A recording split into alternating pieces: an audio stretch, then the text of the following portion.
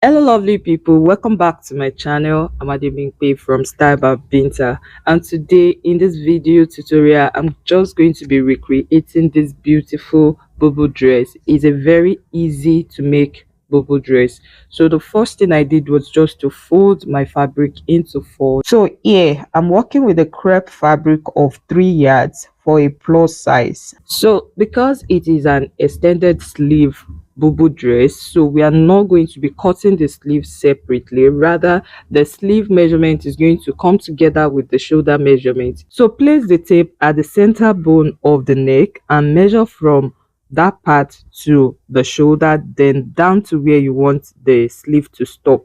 So whatever you have there, add about 2 to 3 inches to it for seam allowance. So this is exactly what I did here. So the sleeve plus shoulder measurement that I measured here is 18 inches. So I added 3 inches to it, which gave me 21 inches. So I went ahead and I measured this 21 inches all through. So the next thing I did was to rule a straight line across these points, and this is what I have. So the next thing I did was to come to this hem line, and I'm going to be marking 1 inch out of it. So this 1 inch I'm marking is fold allowance for the dress. So my measurement is going to be starting from this 1 inch because I want to maintain this pattern at this down part, and I don't want to cut out from it so as not to reduce the pattern at this down part. So I went ahead and I ruled a straight line on it, and starting from that line I'm going to be measuring the full length now of the gown itself. So here I'm going to be measuring 58 inches, just as you can see. So I make a point there as well, and I'm going to be ruling a straight line on this point.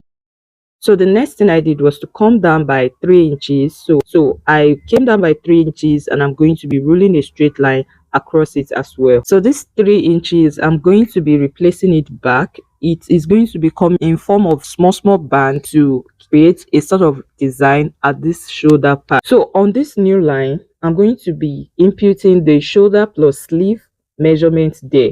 So in this case, like I said, I'm working with 18 inches. So I went ahead and I make a point there. So I had a 2 inches allowance there for fold. So the next thing I did was to come down from this point by 1 inch to form a sort of slant at this shoulder part. So the next thing I did was to come to the neckline part. So I measured the width of 5 inches. I make a point there, and I came down by 2 inches, and I make a point there also. So I'm going to be connecting these 2 points together to form a curved neckline there. So the next thing I did was to connect the points at this neckline part and at the sleeve side part together.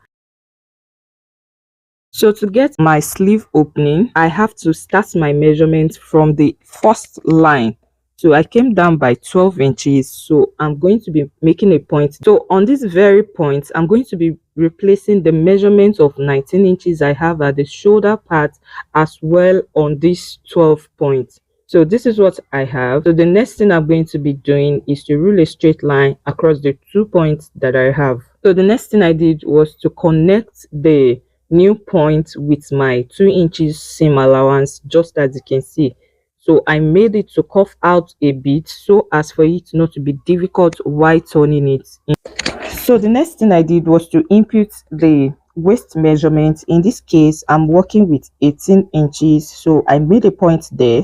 So I went ahead and I measured the hip as well. Here the hip measurement is 28 inches, so I made a point there as well. So the next thing I did was to rule a straight line across it, just as you can see. So I went ahead and I labeled it waistline and hip line. So on this hip line, I'm going to be inputting the hip circumference divided by 4. So in this case, the hip is 52 divided by 4. I'm going to be having 13 inches. So I went ahead and I input 13 inches. Then I added 4 inches for ease allowance to it.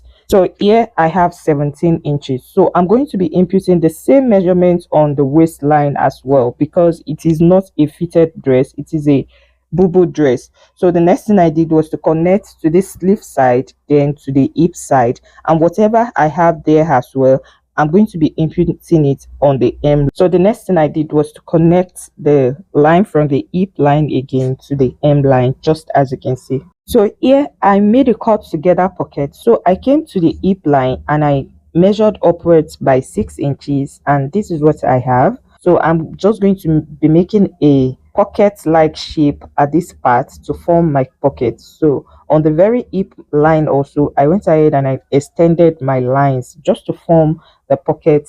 So the next thing I did was to come to this shoulder part, and I added half-inch seam allowance to it, just as you can see. So I added it at the sleeve part as well, then I rule a straight line to connect it.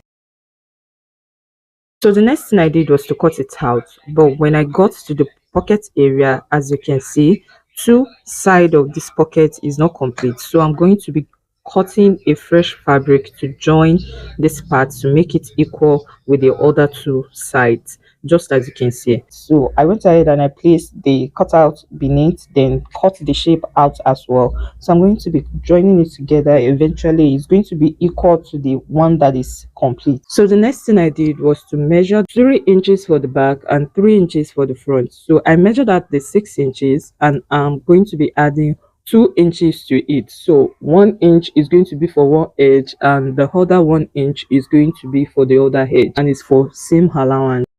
So I went ahead and I cut 10 of this type. The width of what I'm working with is 4 inches. So 5 is going to be going to one side, while the other 5 is going to be going to the other side. So the next thing I did was to fold a fresh fabric into 4 folds to cut a facing for this shoulder part and the neckline.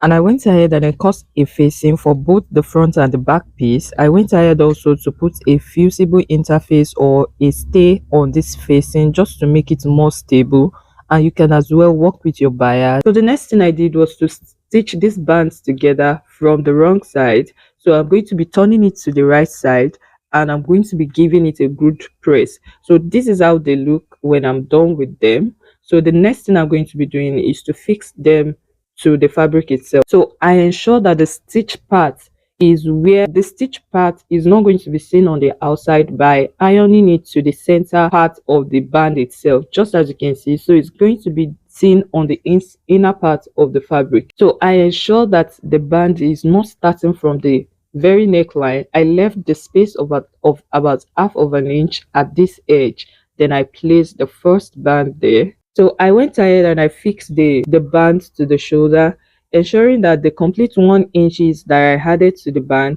is going to be sewn out of the band. So I went ahead and I placed the other 4 bands there, just as you can see, leaving the spacing 1 inch in between the band. So I ensure that I pin this band together so as for it to be stable. So I'm going to be doing the same thing for the other side of this front piece, and I'm going to be repeating the same process for the back as well. So at this edge, I ensure that it's not going to be getting to my sleeve allowance at this sleeve part. I'm left with about 3 inches after placing the band. So I'm going to be repeating the same process for the other side. So the next thing I did was to lay the back piece down, just as you can see. Then I laid the front piece that I've done already down, right side facing right side. So I'm going to be aligning the band at the edge together with this back piece as well. So I'm going to be following the same process for the back piece as well. So I left half inch at the neckline, then I left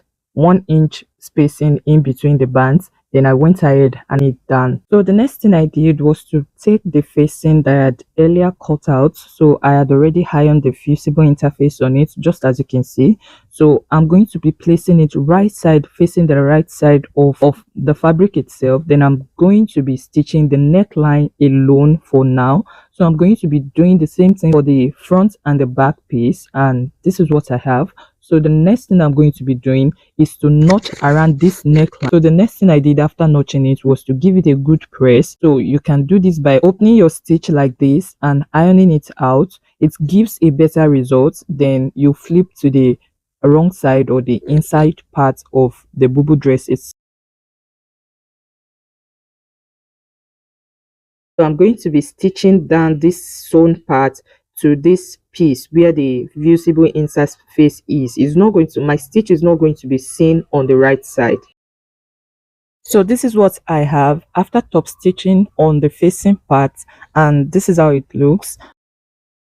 So the next thing I'm going to do is to fix it, lay the left out part on this band, fixing it together just as you can see, and I'm going to stitch it together. I'm going to be doing the same thing for the four sides just as you can see. So the next thing I did with the leftover at this sleeve part was to fold it up by 2 inches and I stitch it down. Then I close the side, then I hem the down part of the dress itself, and that is the end of the tutorial. If you find this video helpful, I'd like you to please like this video, subscribe to my channel, turn on your notification button so as for you to get notified when I upload new videos. Thank you so much for watching and see you in my next video. Bye.